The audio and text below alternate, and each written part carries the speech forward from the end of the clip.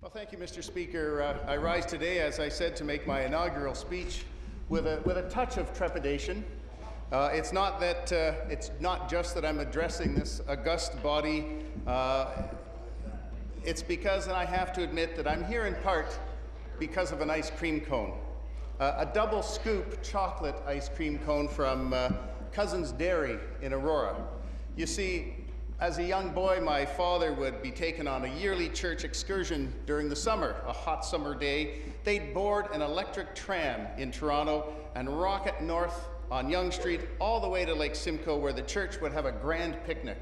And on the way home in the evening, they would always stop in Aurora for a nice ice cream cone. And over the years, my father got to know Aurora, fell in love with Aurora, and fell in love with Cousin's Dairy's chocolate chip ice cream cones. So memory stuck with my dad. And when he and my mother were looking for a place to buy a home and settle down when they got married, Aurora was at the top of their list. That they moved to King City, right next door to Aurora, is testament to available housing, but also the proximity to that Cousin's Dairy.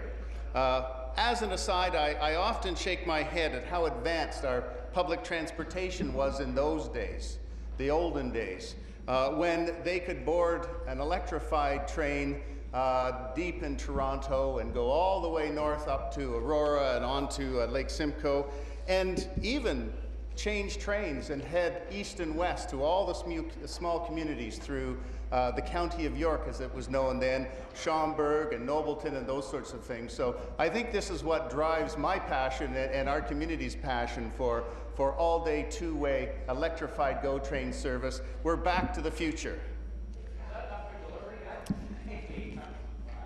I need to thank all of those who encouraged and supported me as I first entered political life, the political life that led to this chamber. To my wife, Audrey, I certainly owe a debt of gratitude for her unwavering support and hard work on the campaign trail. It certainly is nice to have someone who believes in you. To my children, Joshua, Michelle, and Emily, who offered unlimited encouragement but strangely moved away when it was time to knock on too many doors, I do owe them a thank you. To friends Ken Whitehurst and former Aurora Mayor Phyllis Morris, who incubated and encouraged my political ambition to be a town councillor and later an MPP, thank you.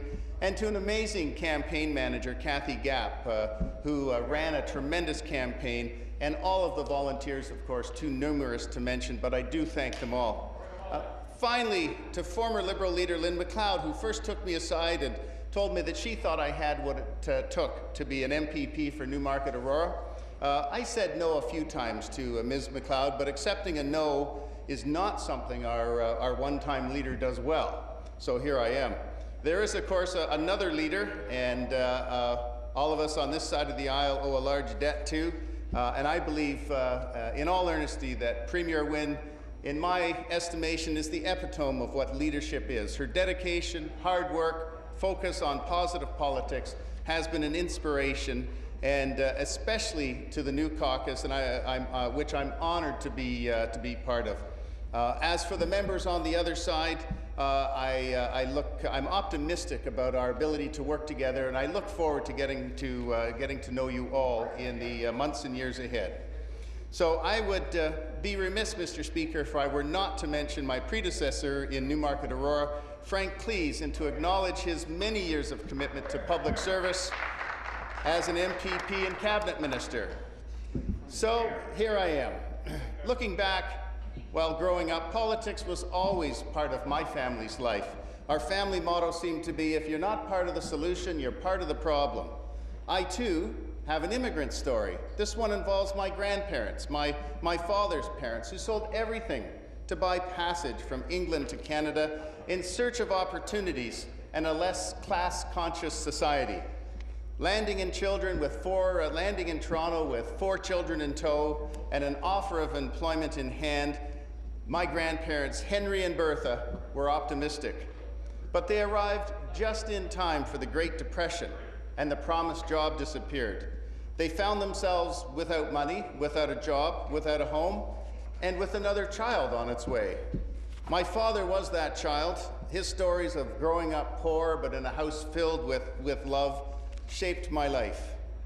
Along with this heritage shaping the person I am today, there's also my upbringing in King Township.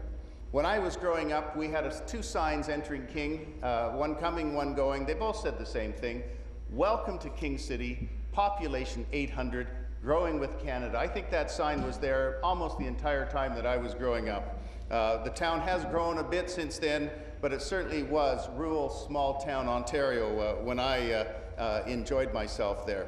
One of the great features about King Township is that much of it sits right on top of the Oak Ridges moraine. And when people really didn't know much about the Oak Ridges moraine, it was part of our core geography studies in both public school and in secondary school. In fact, I can remember Mr. Simpson, my grade 13 geography teacher, had written a textbook about it for universities and was our instructor. So it's no surprise to me that when I was knocking on doors in Newmarket and Aurora, that the Oak Ridge moraine was top of mind for people in my riding. They want to make sure that it's protected and preserved. It's one of the reasons that I'm here. The Oak Ridge moraine played a role in shaping the heritage of Newmarket and Aurora. First Nations, hundreds, thousands of years ago, traveled the area, hunted the area. Later, when the Europeans arrived, they found the soil to be fantastic, and they cleared the forests and farmed the area and did quite well. The moraine itself, just a bit of a geography lesson or geology lesson, the moraine itself is a 160-kilometer ridge of sand, silt, and gravel deposits extending east to west, north of Toronto, left behind by retreating glaciers. It currently provides fresh water to over 200,000 people, and it's the headwaters of 65 different river systems. So it's very important. A large portion of the moraine is covered by development, by fields, by roadways, and by golf courses. In the coming months and years, you'll hear me speak passionately in support of the Oak Ridge moraine. You know, another key building block that shaped the great community of Newmarket-Aurora are the Queen's York Rangers. The Rangers have a strong connection to both Aurora and Newmarket.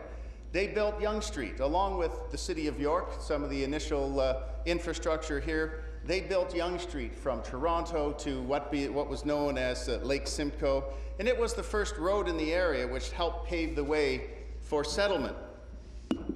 The development of Yonge Street allowed the enraged residences of the recently founded Newmarket and area to march down Yonge to express their anger with the family compact during the Upper Canada Rebellion.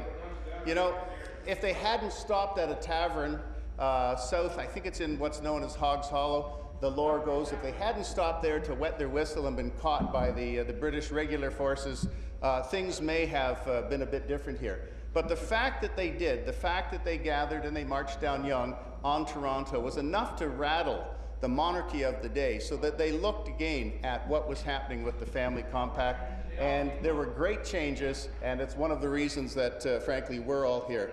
So we fast forward a few centuries later, we have the Queen's York Rangers A Squadron located in our community at the John Grave Simcoe Armory, and I'm honored to say that my son Joshua, who has followed our family motto of being part of the solution, and he is a member of that squadron. As I've witnessed, first as a town councillor, well, really first as a community newspaper in Aurora, later as a town councillor, and certainly now as an MPP, our community is not only home to the Oak Ridge Moraine and the Queen's York Rangers, it has a vast array of community organizations and events that highlight our heritage and culture and do a lot of good in our community, as do all communities across Ontario. But I'd like to commend the hard work and dedication given by the local volunteers in the community who make these events and clubs possible and keep these traditions alive. Specifically, in my short term as MPP, We've celebrated the 40th anniversary of the Newmarket Car Club, and I'll tell you, when they put on their big festival, they get 1,000 cars from across the GTA to come to Newmarket. These are cars that when I lift the lids and look at the engines, I actually understand how those things work compared to automotive technology today. So we have the Newmarket Car Club. We celebrated the 100th anniversary of the Aurora Lawn Bowling Club, the 70th anniversary of the Aurora Lions Club, the 50th anniversary of the Aurora Youth Soccer Club, and those are just to name a few. Each weekend is filled with events and celebrations in the riding of Newmarket-Aurora. I've also been delighted to attend events such as the Caribbean and South Asian Showcase, the Newmarket Jazz Festival, the annual Magna Hoedown, and multiple farmer markets and that display delicious produce the area has to offer. And these are just some of the many events that ensure my weekends are extremely enjoyable and busy. I look forward to attending many more events which celebrate our community's culture and heritage. Along with attending events, while being MPP, I've had the opportunity to participate in multiple transit announcements thanks to my colleague from Vaughan, who's working hard to provide constituents of York Region and Ontario with accessible and efficient transportation to ensure our province is moving forward on transit. Since our government has been back to work, the East Gwillimbury bus servicing and storage facility has opened. That holds 36 buses indoors and 4 buses outside. Also, the 404 extension from Green Lane to Ravenshoe Road opened. That removes 22,000 vehicles from local roads each day, which really has had a positive impact on our riding and local roads. And of course, one of the earlier announcements from the ministry or from Metrolinx was the increase of the number of trains heading north at night to make sure that students and those who work past 6 o'clock at night can have GO train service back to their homes in Newmarket and Aurora. So over the next few years, I look forward to seeing further improvements in York Region Transit, specifically securing the development of that all-day, two-way electrified GO train service for Newmarket-Aurora, which, frankly, is another reason that the people of my riding put me here. So, Mr. Speaker, thank you for allowing me to tell you a little bit about my riding, and I wanted just to talk about my time here at Queen's Park. I've had a few months to settle in and to understand better my responsibilities at Queen's Park, and I'm really eager to get to work and to build on the work that we've started.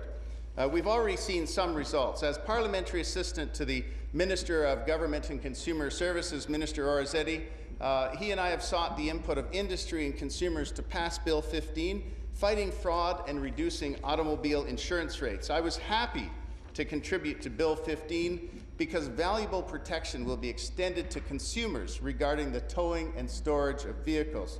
Continuing my private sector work in consumer protection, it truly is an honor to be able to lend my experience in advocacy to this government, a government which is promoting a fairer society for all Ontarians. While the amalgamation of consumer services and government services is underway, I'm also working to ensure that our Ontario is not only a fair society, but has a government that is efficient and well-connected. And that's why I'm working closely with ministry officials to target key initiatives aimed at developing relationships with our vendors. I'm making sure that small and medium-sized businesses, a powerful engine of our economy, have access to services aimed at growing the economy and building Ontario up. And from a personal side, as someone who ran a small company for 25 years, as someone who chaired the Economic Development Advisory Committee in our town of Aurora, which focused on small business, the impact of a government building relationships with smaller businesses can't be understated. It's a very positive move. Mr. Speaker, along with that important work going on at MGCS, I received the distinct pleasure of being asked to take on an additional PA ship to the minister responsible for the poverty reduction strategy. And like consumer advocacy, reducing poverty and increasing services to vulnerable populations is not only an issue near and dear to my heart, but it's the moral responsibility of any government. The leadership of Minister Matthews has been pivotal in the achievements that our government has made so far. Tens of thousands of Ontarians have been raised out of poverty, along with an untold number who have been helped to stay above the poverty level. But there's more work to be done. During my time as resident, councillor, and now MPP for my riding, I've heard that poverty is largely a downtown Toronto issue. But let me tell you, that couldn't be farther from the truth. Poverty is pervasive across the entire province, including the towns that I represent. And that's why it's a privilege for me to be part of the ongoing consultations that are seeking the input of poverty reduction focused groups located all across the province. Through province-wide discussions with individual and group stakeholders, we're finding out that Ontario has some very interesting and successful areas of social enterprise. And it's been one of the most eye-opening experiences that I've had over the past few months to meet with organizations from across Ontario. Some are big and well-known, others are small and only operating in their small community. But they've all figured out a way of making a difference where it counts, and we want to learn from them and see how we can help them deliver greater service and help us be more efficient. It's very important to nurture these successes. Targeting vulnerable populations like the chronically homeless, persons with disabilities, and recent immigrants, Ontario's poverty reduction strategy is a vital tool to ensure that all Ontarians realize their potential. While outreach and consultations continue, Minister Matthews and her staff are working hard to create networks, both within our government ministries and amongst the many groups that seek to end poverty, and it is rewarding work. So, Mr. Speaker, I consider myself a very fortunate individual. I find myself contributing to two very busy ministries that are working for all Ontarians as part of the government that is dedicated to fairness, openness, and transparency. That's why I'm proud to introduce my private member's bill. Bill 42 received a second reading last week. It will expand democracy in York Region, one of the fastest growing regions in Canada. I would be remiss if I didn't acknowledge the foundational work of both my colleagues from Richmond Hill and Oak Ridges Markham on that bill, and I'm proud to see their work reintroduced. If passed, Bill 42 will see the regional chair and CEO of York Region no longer an appointed position, but an elected one. Bill 42 will make the important office accountable to the residents of York Region, and I'm thankful for the support of members from all parties on moving that through. Mr. Speaker, whether I'm working hard to represent my constituents in Newmarket-Aurora or participating in an active government at Queen's Park, I'll continue to devote my energies to the task at hand, building Ontario up one step at a time. Whether it be moving transit forward, protecting the Oak Ridges Moraine, working hard to alleviate property or protecting our poverty or protecting our consumers. I thank you for the opportunity to rise in the House, and I hope it's provided a little insight as to why I stand here today and showcase just a taste of what the wonderful community of Newmarket-Aurora has to offer. As I've discovered, there's a lot more to taste than just an ice cream. And I notice, Mr. Speaker, that I've run out of pages, but there is 5 minutes left. So I will go back to an earlier version of that speech and just outline some of the issues that Aurora and Newmarket have faced and in the past while. People talk about the demographics of Aurora, and both Aurora and Newmarket are changing organizations. Aurora, when I was a young child, was 2,600 people. Today, 56,000 people call Aurora home, 85,000 people call Newmarket home, and both are growing. The town of Aurora, when I was growing up, was primarily rural with horse farms and crops. Today, the last bit of green space in Aurora is being developed, and the same with Newmarket. However, both the communities, Mr. Speaker, have a real focus on the environment, and both are known for the number of active transportation systems they have. We would call them trails. They like to call them active transportation that link Toronto all the way to Lake Simcoe. You can walk through our two beautiful communities, spend a day if you'd like, because in Aurora alone we have over 100 kilometers of trails that loop through the town, and Newmarket is quite similar. Some absolutely beautiful things to be done. One of the other areas of focus beside the environment is on arts and culture development. Both communities spend an awful lot of their time building those institutions. In fact, the town of Aurora a number of years ago had a beautiful two-story facility called the Church Street School. The Church Street School was once the home of Lester Pearson when he was a young boy, future Prime Minister of Canada. He went to school in this old building. There came a time when the Historic Society didn't know what to do with the building anymore. It had become too expensive for them to keep up and far too expensive for them to develop. But with the help of the town and different layers of government, we managed to develop the Church Street School into a setting that's now known internationally as the Aurora Cultural Centre, that hosts all sorts of arts events, from displays to world-class music. In fact, what's really nice to see is to see young budding artists display their work, to see experienced artists who've just come from a show in New York display their works, and then the next week there might be a display that the local high school has put on, and demonstrating that this is a way to bring a community together and to showcase the depth of talent that Aurora and Newmarket shows. And Newmarket is going through a similar phase right now. They're looking at one of their old municipal buildings right in the historic downtown core of Newmarket, and looking to develop a similar type facility. And I think it harkens back to the early days of the communities of Newmarket-Aurora.